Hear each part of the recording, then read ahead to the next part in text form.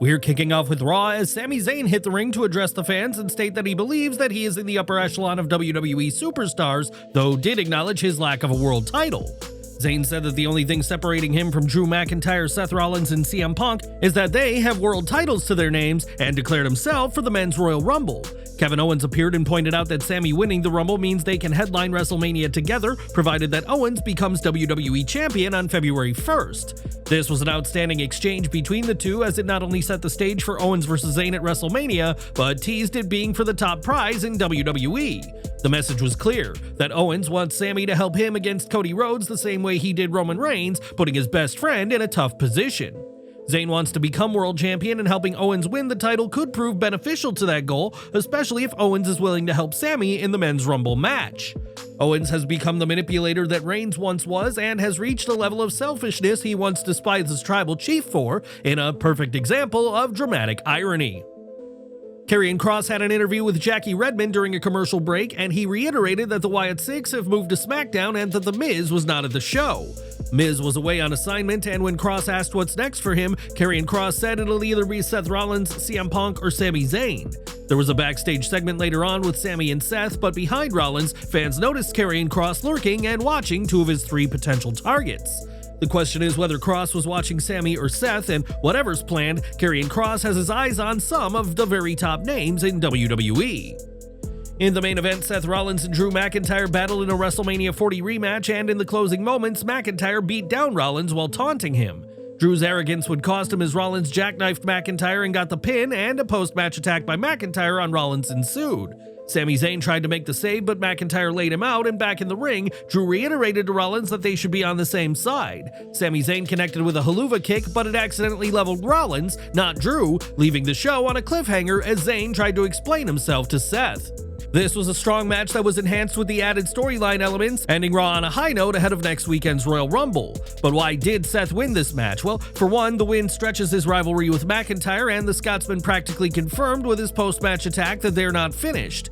McIntyre, Seth, and Sami are all declared for the Men's Royal Rumble, and Zayn kicking Rollins, even accidentally, highlights the every man for himself attitude that's pivotal to that match. With the Royal Rumble less than 2 weeks away, fans can expect to see more segments like these involving Rumble participants to generate hype for this year's 30-man contest. Also, it's worth mentioning that Rollins needed this win, especially after wrapping up his feud with CM Punk by losing to Punk during Raw's debut on Netflix. A major win over a top name like McIntyre was essential for Seth, and gives the Visionary some much-needed momentum heading into the 2025 Men's Royal Rumble match. During the second hour of Raw, Jackie Redmond interviewed CM Punk, and the best in the world reflected on his status as a history maker. Punk brought up how he headlined the first ever Raw on Netflix, though also stressed on trying to stay relevant, saying that it's all about what have you done for me lately. Punk turned his attentions towards the Royal Rumble, saying he thrives in moments like this and believes himself to be unbeatable when he's at his very best. The Chicago-made star can't see John Cena eliminating him from the match, and added that Sami Zayn was not on his level ahead of the two potentially coming face-to-face. Punk reminded fans that the OTC Roman Reigns needed his help at War Games, and teased cashing in the favor Paul Heyman owes him, an interesting tidbit that could play out on February 1st. Punk's biggest swipe was saved for a man who's not even declared for the match, Hulk Hogan, as Punk vowed to throw Hulk Hogan's dusty out of the ring and kill Hulkamania for good. Punk's comment got a loud cheer from the crowd in Texas, another sign that fans have grown tired of the Hulkster, who was resoundingly booed during his last appearance in LA. Wade Keller reports that the Hogan line was not approved by Backstage and that Punk went off script, and at this time, there's no word on whether Punk will face recourse backstage. Punk aims to win his first Royal Rumble, a win that would bring him a step closer to his dream of headlining WrestleMania. And what did you think of this segment? Let us know down below. Last weekend, PCO ensured that his exit from TNA won't be forgotten anytime soon, as at the People vs. GCW, he smashed the Digital Media Championship with a sledgehammer. The title didn't actually break, but PCO's message was clear, and sources within GCW told Fightful Select that PCO went into business for himself. PCO cut a scathing promo before ring announcer MLJ stepped in, and the show abruptly cut to a video, and PCO had made out to GCW officials that his actions were part of a TNA angle. They quickly realized that wasn't the case, and in TNA, the reaction was even stronger, with people in the company reportedly being shocked by what happened. PCO had been scheduled to finish his TNA run at this week's tapings in San Antonio, and while his contract expired at the end of 2024, he was still expected to drop the title before leaving. TNA sources say the company is livid about what happened, though the title PCO destroyed was actually a replica of the digital media title, while the actual belt remains in their possession.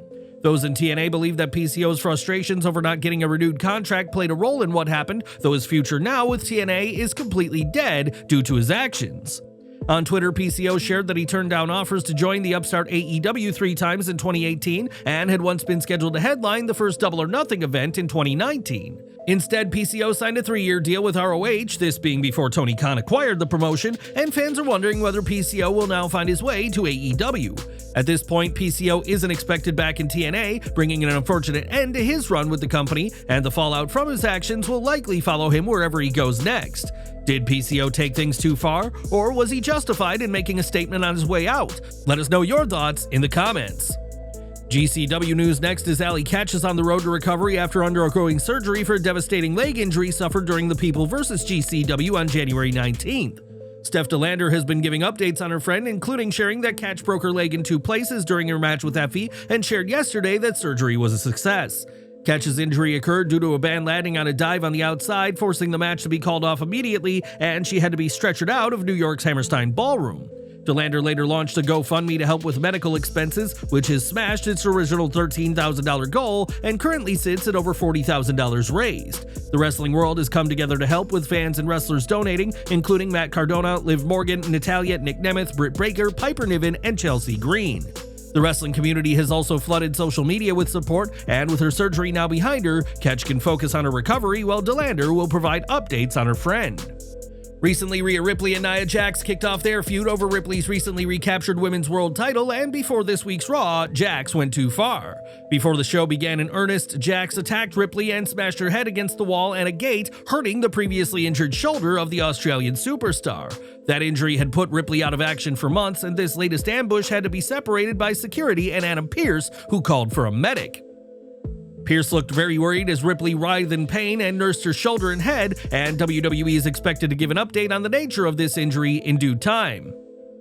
It was on last week's Raw that Nia Jax made clear that she plans on taking the women's world title from Ripley, but she's not the only superstar eyeing Mommy's championship. On that show, Bayley also spoke about pursuing gold before she and Jax brawled, leading many to assume that a match was coming. On Twitter, Adam Pearce shared that given what happened last week on Raw, he had booked Jax in a match with Bayley, who is now officially back on Raw, where her main roster round began. Pearce made the announcement on Twitter that Bayley had been moved to the Red brand via the transfer window, and Bayley herself let it be known during a backstage segment on Raw. During her announcement, Bayley also declared herself for the Women's Royal Rumble on February 1st and hopes to become the first ever 2-time winner and back-to-back winner. Bayley followed up her win in January 2024 by defeating her former Damage Control ally Io Sky at WrestleMania 40 to win the women's title, a title she'd lose to Nia Jax at SummerSlam. Bayley and Jax are the only 2 women to declare for the Women's Royal Rumble, and Bayley has been busy as of late, as she also appeared on NXT last week with Roxanne Perez. Bayley's attempts to give Perez some advice resulted in the Prodigy attacking her, and after being in the crowd at SmackDown, Perez invited Bayley to return to NXT this week in a digital exclusive. With Perez watching in the crowd once more, Bayley and Nia Jax fought this week with the pair trading offense equally during the first portion of the match. After Bayley hit a suicide dive onto Jax outside the ring, she was able to block a slap from Perez and rock the NXT star with a forearm before security took Perez away. The petite Roxanne was carried away kicking and screaming, and one kick even knocked a fan out of their seat in a unique moment from Raw they won't be forgetting anytime soon. The distraction by Roxanne allowed Jax to seize control and target the injured left arm of the role model, forcing Bayley to wrestle this match with one arm. Bayley tried to fight back, but in the end, a pop-up Samoan drop and Annihilator scored Jax the victory and some major momentum. Post-match, Rhea Ripley hit the ring to get payback on Jax for the earlier attack, and security pulled the competitors apart, but the 2 rivals broke free and continued their brawl. Ripley threw down the challenge to Jax for a match this weekend's Saturday night's main event, meaning Jax could enter the Royal Rumble with a title already on her shoulder. Bayley and Jax have often showed solid in-ring chemistry, and that was the case here, though it did feel somewhat odd to have Bayley lose her first match back on Raw. With that said, the win gave Jax a quality win over a seasoned opponent and rightly positioned her as the next challenger to the Women's World Champion. This match will be a big-time contest that'll showcase Ripley against an impressive opponent that she can battle against, and if history serves, has often brought out the best in Rhea. Are you excited about Ripley versus Jax, and what do you make of Bayley losing this week after all the hype around her? Share your thoughts down in the comments. At TNA Genesis, Jordynne Grace lost to Tessa Blanchard and after the show was given an emotional send-off by the roster, complete with a cake and a championship belt. According to Viper reports of PWN, Grace is indeed finished with TNA and is set to join WWE soon, with the report calling her situation one of wrestling's worst-kept secrets. The report compared Grace to Penta, another name fans knew would be joining WWE long before he showed up during last week's episode of Monday Night Raw. Sources indicate that WWE expects Grace backstage at the Royal Rumble on February 1st, and we'll have to see if the Juggernaut's debut as a fully fledged superstar happens at that show. One of the most exciting aspects of a Royal Rumble match is the surprise entrance, and this year, fans can expect at least one major name from TNA Wrestling. PW Insider reports that a top name from TNA has been pitched to enter the men's match, and though they're not confirmed, many fans have been predicting World Champion Joe Hendry. In 2022, Mickie James entered the women's match while with TNA, and Jordynne Grace did the same last year, and which TNA star will cross the line in the men's match next month? Time will tell. On Raw, Chad Gable shared that Dominic Mysterio was going to help him with his luchador problem, and in this segment, Ivy Nile shared her plans to go after the Women's Intercontinental title. The Creeds have the tag team titles on their mind, and later in the show, Dominic gave a name to Chad, who said he would master the dark arts of Lucha Libre.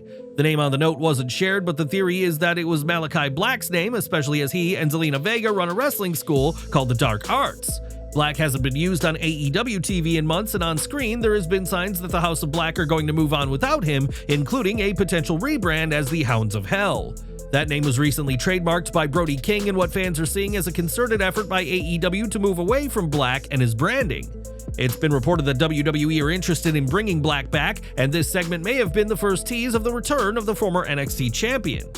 Jey Uso kicked off Raw mere days away from his shot at the World Heavyweight Championship against Gunther, and it was the ring general who interrupted him. Gunther claimed that Uso is a mascot, a fun-loving cartoon character who does not belong as world champion and won't be after their match at Saturday night's main event. Uso reminded Gunther that he headlined the biggest show of the year, a nod to WrestleMania 39, and after Sunday, he will be the world champion. There was limited physicality, just enough to sell the match before Uso stood tall to close things out, and this was a segment that served exactly what it needed to do. The segment sold this weekend's event and the biggest match on it, and while Gunther started clunky but recovered nicely to give a quality promo, while Uso was confident as always. A solid exchange in front of a red-hot crowd, this worked excellently and generated plenty of buzz for Saturday's main event. 1 week removed from his epic debut on Raw, Penta returned to action this week against Pete Dunne, an opponent that Penta is familiar with. On commentary, Michael Cole referenced the pair working against each other in Rev Pro in 2017, and it's still incredible to hear the voice of WWE make references like this. Dunne dominated the match early on and through a commercial break and utilized his joint manipulation to punish the digits of WWE's newest signing. At one time, Dunne tied Penta's mask to the bottom rope and stomped away at him in a unique spot, though it would have been better had he managed to keep the mask tied to the rope. Penta fought back to take down Dunne with a Mexican Destroyer and Tope con Hilo, and after one last burst from Dunne, Penta used the Sacrifice Armbreaker and the Penta Driver for the win. Like last week, the presentation of Penta, matched with his in-ring work, has elevated the new signing upon his arrival, as he is already incredibly over with the fans. Commentary treats him like one of WWE's top stars, and his work in the ring backs up all this attention and hype, as seen with a great follow-up last night to last week's introduction. At Raw, Rey Mysterio and Penta were backstage, and do you want to see these two face off, or would it hurt Penta to go after the more successful masked star? Let us know in the comments. A Logan Paul video aired on Raw before Cole announced that the former US champion will make his Raw on Netflix debut during next week's show. More from Raw as during the first half hour of the show, JBL appeared backstage and met with the New Day, who hoped the Hall of Famer would commentate their match. The pair even gave him money, but JBL was not interested in the pair given what they did to Big E, showing that nobody is on the side of Kofi Kingston and Xavier Woods. JBL received a warm reception from fans in his home state of Texas, and when Michael Cole asked where his limo was, JBL claimed it was in the Briscoe Brothers body shop. This was a fun nod to Jack and Jerry Briscoe, the latter of whom JBL has hosted a podcast with, and the Hall of Famer had another interaction with the New Day during their entrance. The duo wanted their money back before Rey Mysterio arrived to take on Kofi Kingston, and JBL proved to be as witty as ever as he stayed on commentary with Michael Cole and Wade Barrett. This match was a meeting of two of WWE's most athletic Raw stars, though there was a serious botch on the outside when Kingston attempted a powerbomb. It appears Ray slipped from Kofi's grip, but Mysterio was able to rotate and take the powerbomb bump, but this situation could have been disastrous for all involved. Kofi and Mysterio battled through a commercial break, and this back and forth ended with Mysterio overcoming Kingston and Woods' interference to counter SOS into a roll-up. This was a good match, but it feels like Kingston shouldn't be losing matches just yet as WWE continues to build the New Day as heels on TV. With that said, it made sense that without Woods, Kingston couldn't beat his legendary opponent, and Kofi is discovering what his in-ring style looks like as a villain. After the match, Woods attacked Mysterio, starting a New Day 2-on-1 beatdown, only for Cruz del Toro and Joaquin Wilde of the LWO to come out to make the save. A cheap shot from Kingston led to Del Toro being knocked out on the floor, but the LWO members still stood tall to close out this segment. JBL once again delivered on the headset just one day after appearing at TNA Genesis, where he helped Joe Hendry out during his TNA World title victory over Nick Nemeth. Speaking of commentary, one has to wonder whether Corey Graves would have been a part of this show had he not had his outburst on Twitter last week about being moved to NXT.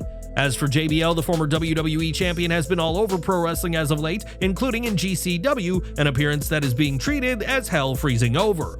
Time will tell where JBL heads next, as he's been keeping busy, and the self-professed wrestling god isn't letting himself be tied down to one promotion. The Judgment Day was in a backstage segment this week with Chad Gable, but attention later turned to how Finn Balor was notably absent from the show. Not only was Balor missing, but Dominic Mysterio declared himself as Finn's replacement for a title match next week, as he and JD McDonough will take on the War Raiders. Last week, Balor lost a brutal street fight to Damian Priest, and it's likely that his absence from Raw was so that Finn could sell the effect of that match. There was an interesting line in the promo on Raw as Liv Morgan said that listening to Finn hasn't led to much winning lately, and a serious dig at Balor's leadership skills. There's been growing tensions between Balor and the Judgment Day, especially Liv, and his absence this week could just be the latest sign that Finn's run may be coming to an end. After coming up short in the Women's Intercontinental Tournament Finals, Dakota Kai bounced back this week by teaming with Io Sky to defeat Shayna Baszler and Zoe Stark. The heels isolated Kai early into the match, and there was an especially painful dropkick from Stark, which saw Kai land awkwardly, leading to fears of a concussion. Kai was able to make the hot tag to Sky, who exploded into the ring and later on escaped a Kirifuda clutch by hanging Baszler up on the top rope. And Over the Moonsault scored the win for the Faces in a solid match that saw the right team and the right wrestler in Sky go over. Sky is on a different level right now and has major momentum behind her in the same way Bayley did when entering last year's Women's Royal Rumble match. That match could see newcomers, surprise entrants, or returning legends, but right now Io Sky seems like as good a choice to win her first Women's Rumble as anyone. After the match, it was reported that Kai was checked by medical staff backstage, who concluded that she was okay in a fortunate break for the New Zealander.